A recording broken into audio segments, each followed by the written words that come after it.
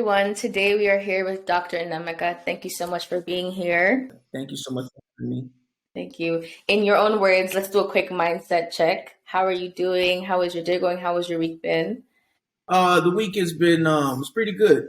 Good. You know how the weeks are. On Monday, it's a rough beginning, and then you try to push yourself through the week. Then Wednesday is one of those defining days whereby, what are you going to pour into Wednesday? How are you going to try to aim to finish? So luckily, I'm not on call this weekend. I'm relaxing, recuperating, getting ready for next week, which will be a whole different week. I'm be on call for 5 days in a row, starting from Thursday. Actually, starting from Wednesday. So I'll be on call Wednesday, Thursday, Friday, Saturday, Sunday. So I'm in for a different type of week. So, happy to have the week that I've had because it didn't give me too much of a strain. I was able to still knock off certain goals this week, which some of those goals after work is working out, working on my golf skills, and keeping up with the Bible study that I do on Wednesdays. And then, just try to be functional in general. So it's a lot. And then making this meeting and making time for these kind of impromptu other extra activities, they come about as well. But overall, I'm making it. That's good. You seem to be someone who has his hands in a lot of different bags. You are a speaker, a writer, a poet, a barber, a Swedish chef, and you are also a doctor as well. There are only 24 hours in a day, but you seem to make time to do all of these things. Could you tell us about your walk in medicine so far? Why MD, and where you currently are in your process as a physician? So, medicine journey is still ongoing. Currently a resident physician at Baylor College of Medicine, practicing physical medicine rehab. The specialty name is physiatry. I'll be called the physiatrist, not a psychiatrist, but a physiatrist. So yeah, like I said, the journey's been long, but grateful to be here. Such a quick snapshot of the journey. I went to undergrad at University of Houston. Switched from a pharmacy to a biology major as my sophomore year, and then set my mind to pursue medicine. Ultimately, become an MD. I did my medicine studying at St. George's University in Grenada. It took me about 3 attempts to apply to medical school before that happened. So you can see that I must have went through a lot of things. I took the MCAT 4 times, about to take it a 5th time. But I was able to ultimately be receptive to all aspects or all doors in becoming a physician. So I went to Grenada, did my years over there, 2 years, came back to the United States, did 2 years of clinical work. Initially, my goal coming out of medicine into residency was to become an orthopedic surgeon. Unfortunately, given the tall order and the limitations of being an IMG, and maybe other factors as well, or maybe it just wasn't my thing that I would ultimately do. I did not match it to residency, not once, not twice, but I was able to finally match it my 3rd time. So I've been through a lot of different ups and downs, breakdowns and come ups, and just to kind of get to this point. But everything has made me to the person I am today. As you mentioned, how do I have 24 hours in a day to do all these other things?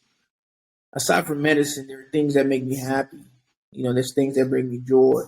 So I don't count on my joy into medicine just for the fact that things can change, and you don't have all full control, in your path, and getting it just the way this journey is. It just kind of points you to a direction, and in all hopes that you get to that direction, and then it works out. But in certain cases, certain things that you want, you don't always get, and you don't understand, you don't know why at that time you didn't get it. So for me, in my down times, these other things, I just love to do it. So I fill myself up by doing that. And then also if it means providing that so to entertain other people, I do so. If it means doing that to help somebody else, I do so. And then if it means to help myself, I try to do so. So that's what keeps me going. That keeps me functional, and then I try to feed it to myself as much as I can. Wow, that is so inspirational. Not just your grind literally, but your persistence and how dedicated you are to what you want. You have a vision and you went for it and you're still going for it and you are killing it. One of the quotes that I saw on your page was the grind has a scarring effect, but it moves you into your becoming. You are someone, as you mentioned, that has been through things. You pursued in times of adversity and you are, like I said, you're killing it. So what keeps you on the grind? How do you deal with struggle? How do you deal with sacrifice? Which are things that are common traits in this path of medicine? What keeps you going? I try to where I'm at right now to kind of remember who I was, before, whatever fire that is in me right now lit up. And I try to understand it too myself. Where did it all start? Was it because I wanted to pursue medicine? Because, before this, I wanted to go to the NFL. I wanted to be a football player. I tore my ACL in high school. And, this is something that was a dream. This is something that I watched. This is something that I love. This is something that, was a competition amongst my friends. This is something that ultimately challenged me outside in the street. This is where somebody will talk nonsense to you about being good at something. And this is where I showed up every single day and try to prove the point, not only prove the point, prove myself that I'm capable. And, whenever I decided that I was going to discontinue playing football and focus on my academics, that's when I just started to test myself. And then the confidence started to grow in successes in the classroom and, and things like that. And now I think what it was that the dream started to grow. And when I start speaking into existence and really challenge myself that I wanted to do this, I'm the type of person where if I tell you I'm going to do something, I don't just tell you and then not do it. It may take me some time, but it's going to get done. And I was able to, basically tap into that space. And, it's just the times where you put in the energy that you want to put into something and you don't see the results. It's painful. Mm-hmm. I remember my first MCAT exam that I took. I knew what it was going to be. Actually, not the first one, the second one. First one, I knew what it was going to be because I had every opportunity to have studied better, but it was just a personal struggle and staying focused and distractions that limited my full potential. And then just maybe I just didn't have the full understanding of what the journey was going to be. I didn't know what was on the other side specifically. Mm-hmm. Second time I took it, I put a little bit more effort, but I suffered more. I remember when I opened that score in the library, or I forget where it was. It's a bright sunny day on campus. Before I opened that, my mood was good. My mood was good. It just took that result to mess me up. Yeah. When that result messed me up, I looked at it. I'm walking. It didn't matter how bright outside was, my mood was messed up. Yeah. I called my brother and I was like, "Yo, I don't know what I'm about to do and apply. I think I'm just gonna, try to psych myself that just apply." And then I never got an interview the first time. Nothing came about. So now I have no idea, like, what did I go wrong? Trying the same thing again, right? So that's when I said to myself that whatever it is that I want, I can't leave it alone and pursue something else. I'll never be completely happy. It was just a personal desire to defeat something that is in front of me. Yeah. So that's what kept me going, and ultimately, that's the thing that drives me now, right? Because even in the journey, it's like I didn't want to walk with fear of certain things repeating itself. But there's been times in medical school so far that I had challenges in medical school.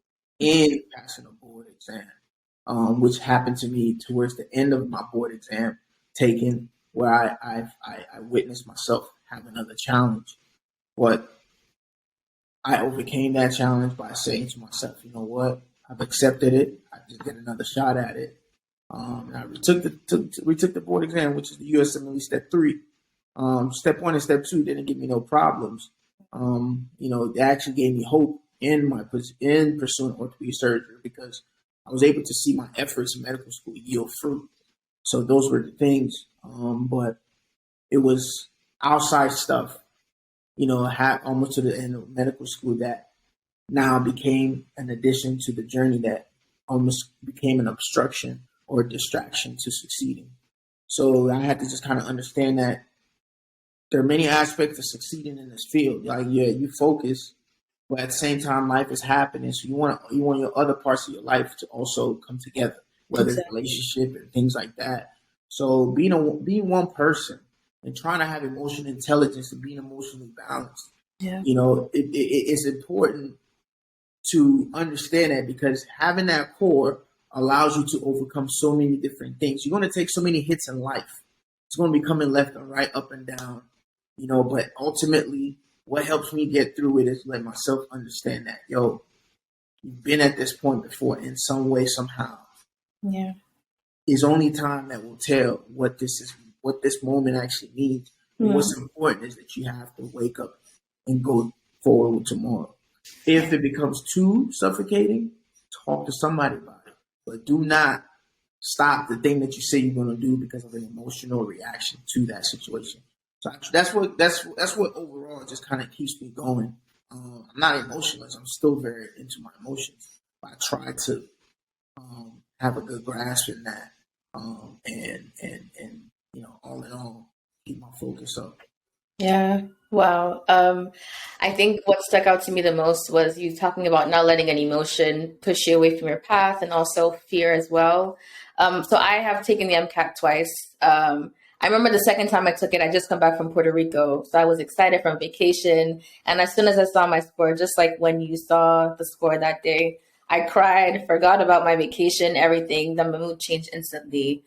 And I was also feeling deterred from going into this path because I didn't want to deal with failure again. So yeah, it definitely really resonated with that. Yeah. Yeah. Sorry. Wow. Sorry. Why am I crying? Sorry. Oh, What? I'm getting emotional. Sorry. Whoa. This has never happened before. Sorry. What? I'm so sorry. Can you just give me a minute? So which part of the of what you're saying made you so emotional? I'm so sorry. Can I pause? I'm so sorry. What? I said, Um, which part of your statement made you so emotional? I think it's just the fear part. Oh, I'm so sorry.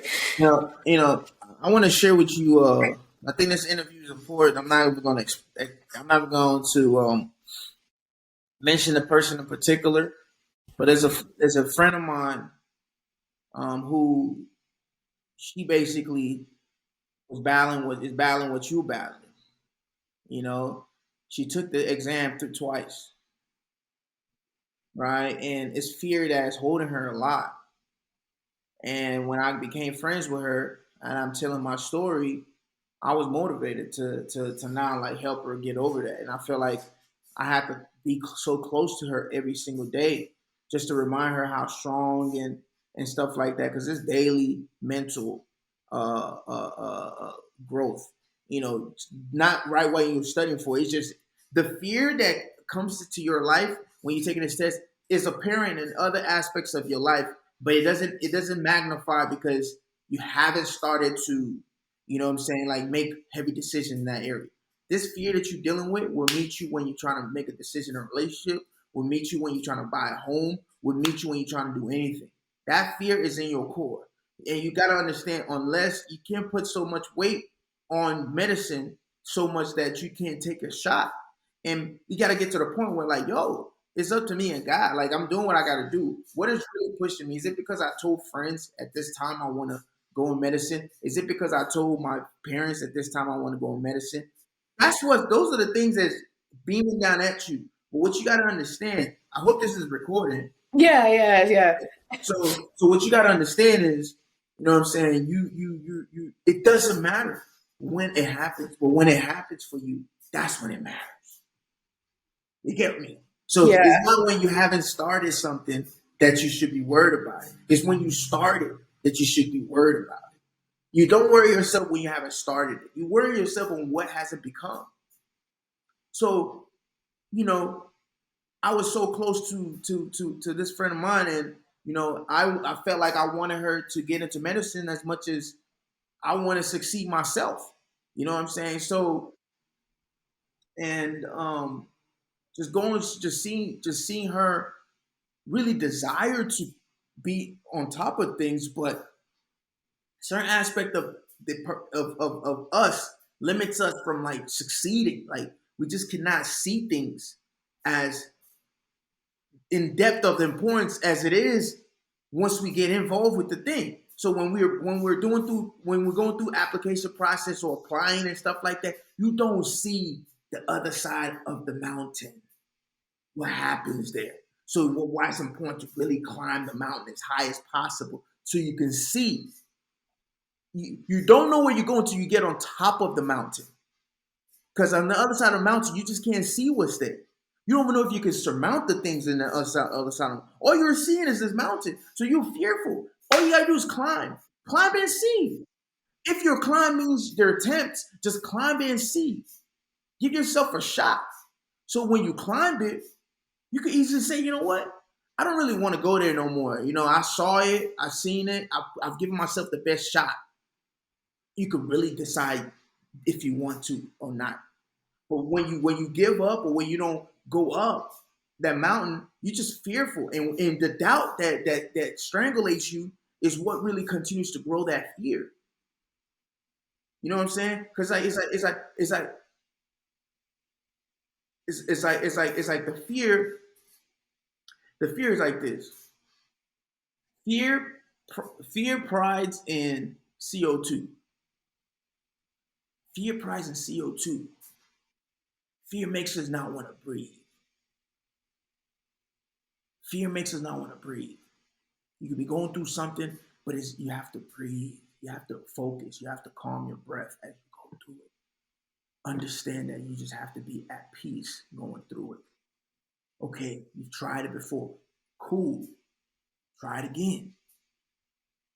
You never know because it's in your trial, it's in your push that the unexpected happens. This friend of mine in this particular season, now she's going through the cyclical thought process again of I don't know if medical school will be for me this year, given how my application has gone and given what I had as a package. Now her next plan is I may have to retake this test or apply with what I have, but have a better application, an earlier application to give herself the best chance. The beginning of the year, you know what I'm saying? She did something I was very happy about because it's something a lot of us don't do. She said, you know what, I'm just going to reach out to places I applied to get some feedback. Get the whole package. Stop being afraid of hearing it fresh. Get the whole package. And that reach out, it cracked the doors of revisiting her application. And ultimately, she got an interview. At the end of the season, she got an interview. This interview occurred in February. And you know, most of the medical school acceptances happen congruently when like resident match happens. This is the period where a lot of people find out if they got in. And some people may be waitlisted and make last minute, but rarely is that happening, right? She gets that one interview, and I've always reminded her, I say, listen, you got what it takes. Some people be telling you all the time in your life, you got what it takes. But you looking at yourself in the mirror. Nah, they're just telling me that. They don't know what I'm going through. They don't understand. But they're looking at you and telling you you got what it takes. They're the ones telling you there's somebody behind you. You're winning the race. Keep going. Those are people in crowds. They're not going to stare you wrong. They're not going to when they start screaming more. I don't know if you ran track, but when somebody starts screaming more, they're trying to cheer you, pump you to the finish line because they know you're almost there. But all you concerned about when I'm so tired. I'm so tired. They don't know the weight of the world is too much. It's happening in you. It's not happening outside of you. The limitation that you present yourself is happening in you, and it's not really happening outside of you. The ones outside of you, it's not in your control. If you're limited on the outside, somebody's doing something, what can you do about it? If a program say we don't take black folk or something like that, what can you do about it? If the place say, oh, we don't take somebody from this institution, what can you do about it? Nothing. It doesn't mean that you just can't do much about it. And if it's supposed to be for you, there wouldn't be any limitation in going there. But when you have limitations within yourself, you limit yourself in all aspects of things. But when you open your hands and you open your heart and you say, God, listen, it's me and you in this thing. I'm going to take a shot at it because I'm a human being. You give me breath, you're giving me life. So what am I afraid for? If I have to do it once or do it twice, do it 3 times, what am I afraid for? You the one that you orchestrate a journey when you really get into that space, which is not easy. Trust me, but it's something you have to really bolster and build. You have to have that type of heart. But God is miraculous that sometimes in your diligence, something may just happen. Just happen. You had one shot and only had a few days to prepare for the interview. Prepare for the interview. We did a mock interview and everything felt right about it. You know, certain prayer signs were coming about, things like that. We're just like, we got this. We executed. Ultimately, got into medical school. Wow. Somebody that didn't even know that 2022 was going to spin this way, but was given that opportunity and showed up. So now you're telling me the story is different. The story is not about what did you actually particularly do with the exams or things like that. Those are things that you must do. But sometimes, even if you have those things right, it may not go right. It may just go left. But in order to help yourself be the best and have the best chance, you want to not do less than what others may be doing. So if you need to study your best and trying to score as high as you can, try to do that. If you need to have the good letters and recommendation, try to do it. If you know personal statement needs to be reflective of your passion, make sure it does that. And on-time application and deposits are great recipes for success. Now, when you've done that and you give yourself opportunity, there's no chance. I mean, the chances somebody not giving you an interview becomes smaller, unless if you don't have good scores. You get what I'm saying? It doesn't matter how early you submit; it may not present anything. But if you do all of those, it increases your odds. You get the interview. That's one part of it. Now you prepare for the interview. You can't walk into the interview showing lack of oomph, lack of passion, lack of understanding. They can't bring you in because at this point you're as equivalent to the person who scored high. You compare it to the person who didn't score that high but still got an interview. Interview is the equalizer.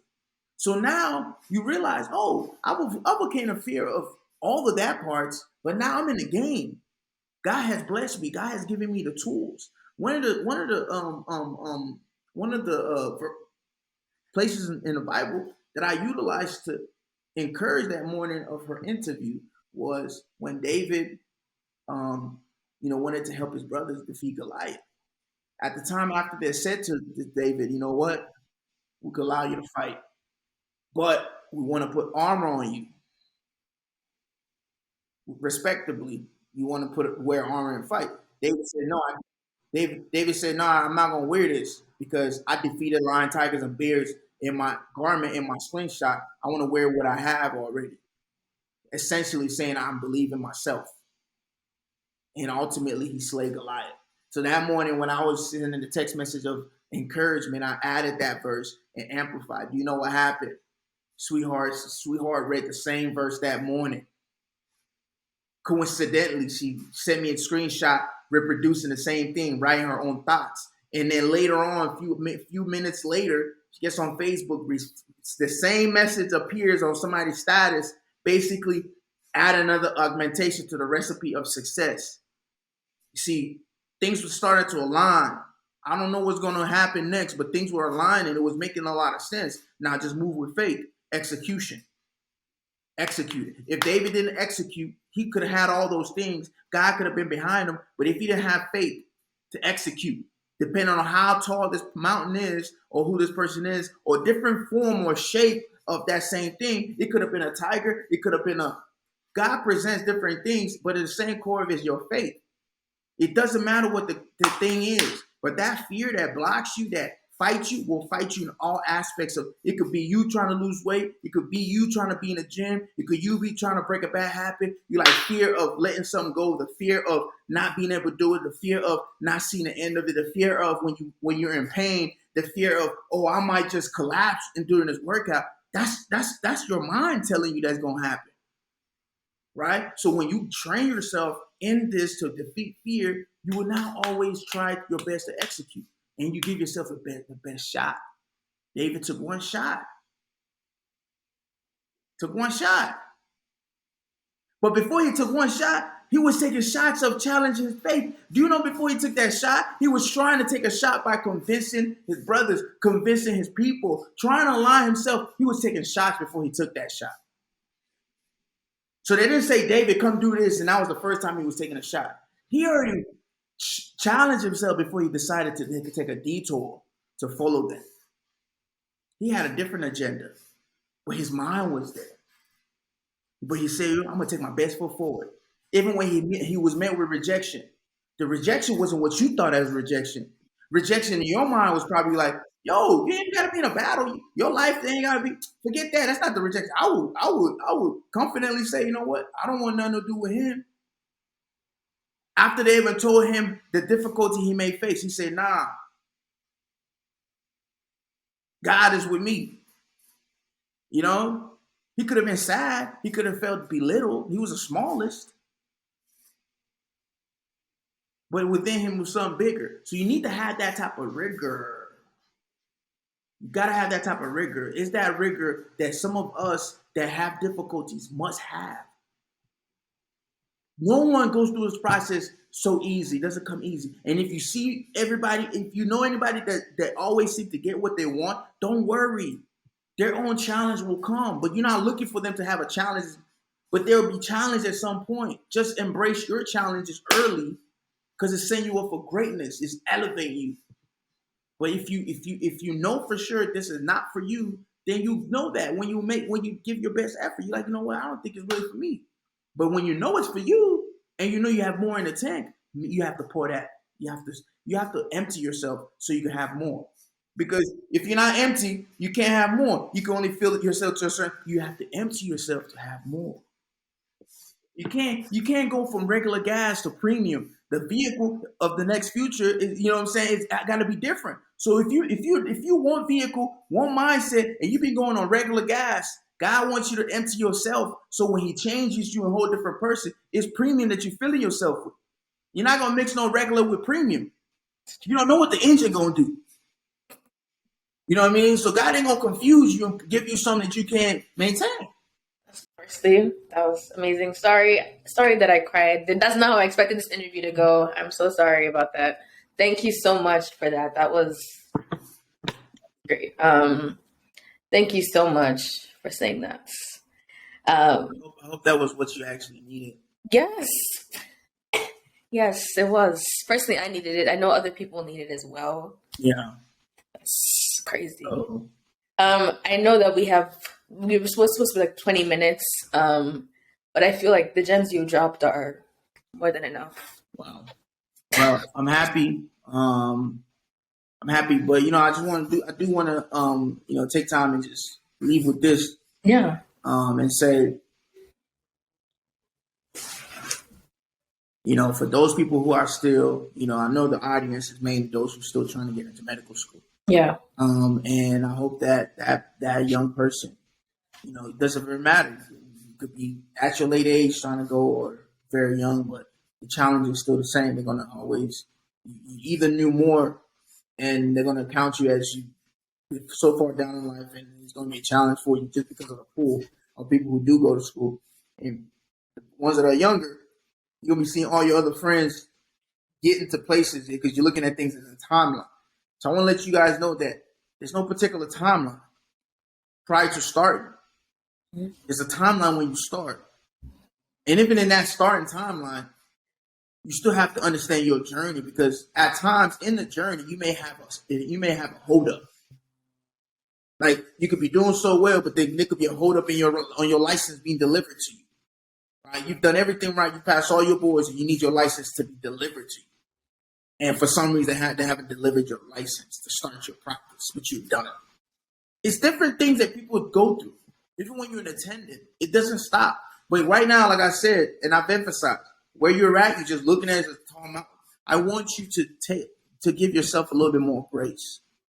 Be grateful that you actually believe in yourself to actually think of this. Because a lot of people don't even think of this.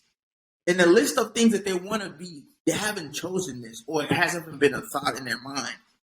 But you yourself believe in yourself enough to say that you can do this. Not because it's makeup, not because it's decoration. You think to yourself you can do it. You've seen yourself doing it. You've watched shows and you see yourself being in that position. Now, it's a frame without a picture. That picture that you have in your mind is what's challenging you. Because you have to realize right now, don't have any picture in your mind. Just have a frame of mind. Don't have a picture in your mind. Just have a frame of mind. Mm-hmm. Allow your work ethic, your ability to be diligent, ability to reach out for help, ability to knock at doors, ability to just put yourself in a position. Let that paint the picture of what your journey is going to be. Because with the frame of mind and when the picture actually shows up, when you actually say to yourself, one day I've matched into residency or I've matched into fellowship, your story is going to be somebody else's glory point.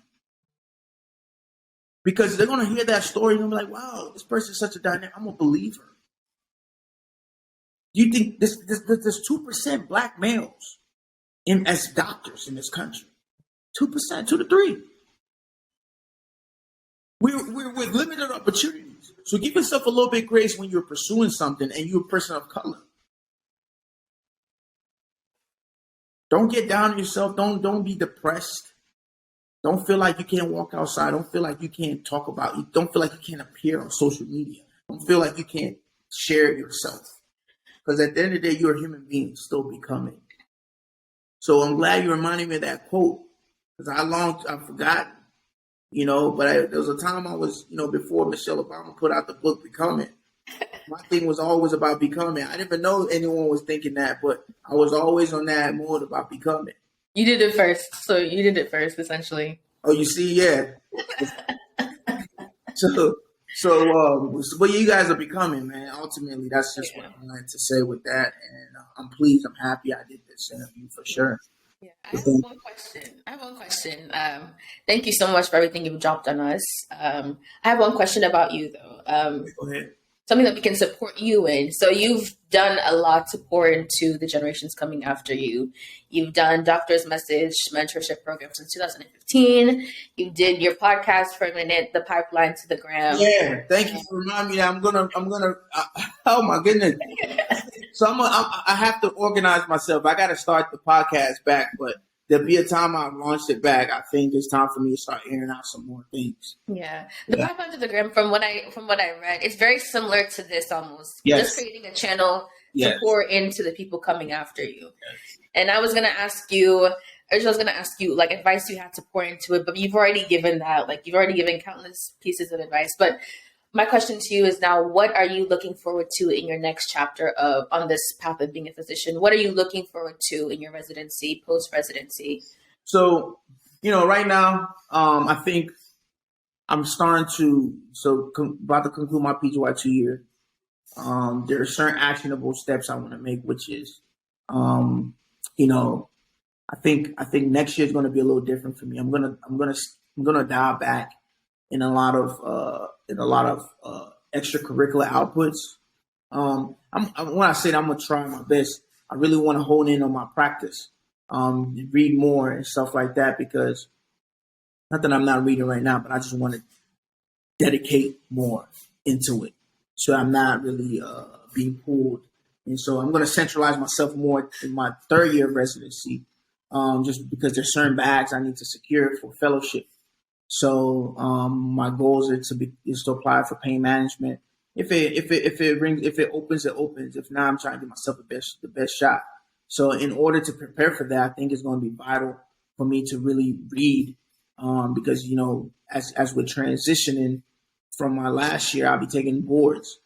So I may not get time to really prepare for fellowship as much time, but it's something that you just go through and be good. But just a leverage point for me to dedicate a little bit more. And so that's why this year is essentially some of these goals that are pending, anything that I need to structure, such as restarting the podcast.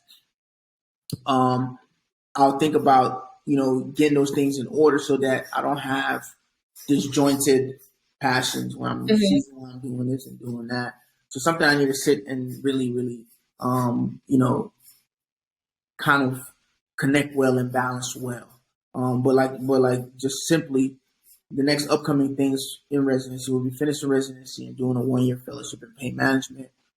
So that's about 3 years left of training, and then after then, see how all these things start to blossom, and what direction life really ultimately takes me. So it's exciting, something for me to really sit on and plan for. Wow, that's amazing. And I personally am supporting you, rooting for you. I hope everything goes well. I hope all your passions and your pursuit inside of medicines, that they all align and that you just continue to be successful. I'm sure the people watching this feel so blessed and feel so enriched by the gems you've dropped. Thank you so much for being here, Dr. Nweke. I hope you have a wonderful day. Enjoy your weekend. Good luck on your 5-day call next week, and have a wonderful day. Thank you so much. All right. I'll see you later. Thank you guys for having me. All the best, and God bless. Okay.